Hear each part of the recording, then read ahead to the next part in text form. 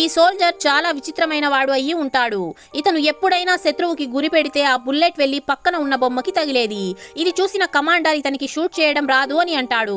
దానికి ఆ సోల్జర్ ఈ గన్ నాది కాదు అని అంటే ఆ కమాండర్ గన్ ని తీసుకొని ఒక పర్ఫెక్ట్ సోల్జర్ కి ఎవరి గన్ అయితే ఏముంది సరిగ్గా గురి పెట్టడం రావాలి అని చెప్పి ఆ కమాండర్ షూట్ చేయగానే ఆ బుల్లెట్ గురి పైన తగలకుండా పక్కకి తగులుతుంది. దాంతో కమాండర్ ఆ గన్నుని చూస్తే అది కొంచెం ఎడమ వైపుకి వంగి ఉంటుంది.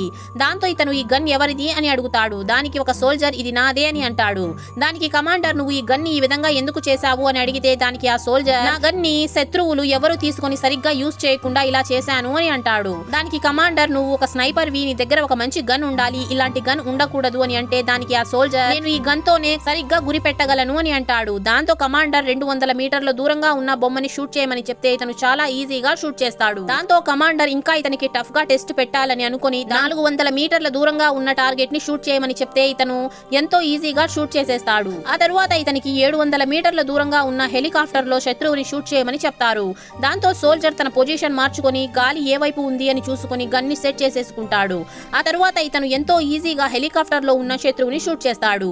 ఆ తరువాత ఇంకో 1200 మీటర్ల దూరంలో ఉన్న ట్యాంకర్ పై ఉన్న శత్రువుని షూట్ చేయమని చెప్తారు. దాంతో ఈ సోల్జర్ తన పొజిషన్ అక్కడే ఉన్న ఒక చిన్న పుల్లని తన నోట్లో పెట్టుకుని షూట్ చేయగానే ఆ ట్యాంకర్ పై ఉన్న శత్రువు కింద పడిపోతాడు. దాంతో కమాండర్ కూడా ఈ సోల్జర్ టాలెంట్ కి మెచ్చుకుంటాడు. వీడియో నచ్చినట్లయితే లైక్ చేసి ఛానల్ ని సబ్స్క్రైబ్ చేసుకోండి.